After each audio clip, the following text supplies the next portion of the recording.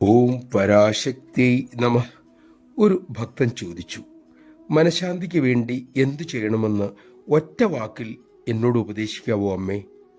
അമ്മ അരുളി, തൽക്കാല ശാന്തിയാണോ ശാശ്വത ശാന്തിയാണോ മോന് വേണ്ടത്? ഭക്തൻ പറഞ്ഞു, ശാശ്വത ശാന്തി വേണം അമ്മേ. അമ്മ അരുളി, അതിന് നീ നിന്നെ കണ്ടെത്തിയാൽ മതി. ഭക്തൻ പറഞ്ഞു, അത് മനസ്സിലാക്കുക വലിയ വിഷമമാണല്ലോ. അമ്മ പറഞ്ഞു, ശരി, എങ്കിൽ മക്കൾ എല്ലാവരെയും സ്നേഹിച്ചുകൊള്ളൂ. ഭക്തൻ തിരക്കി, അതെന്താ അമ്മേ ഒരു ചോദ്യത്തിന് രണ്ടുത്തരം? അമ്മ പ്രേമപൂർവം പറഞ്ഞു, മക്കളെ, 2 വാക്കാണെന്നേ ഉള്ളൂ. ഉത്തരം ഒന്ന് തന്നെ. സ്വയം അറിയലും എല്ലാവരെയും സ്നേഹിക്കലും അടിസ്ഥാനപരമായി ഒന്ന് തന്നെ. ചിരിച്ചുകൊണ്ട് അമ്മ തുടർന്നു, മക്കളെ, ഇപ്പോൾ ഒറ്റ വാക്കിൽ നിനക്കുള്ള ഉത്തരം നിന്നില്ലല്ലോ അല്ലേ? ഭക്തൻ പറഞ്ഞു, ക്ഷമിക്കണം അമ്മേ, ഞാനൊരു മണ്ടനല്ലേ. നമഃശിവായ.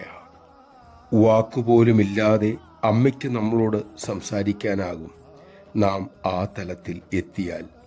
അതിനാണല്ലോ മക്കൾക്കായി അമ്മ അഹോരാത്രം യത്നിക്കുന്നത്.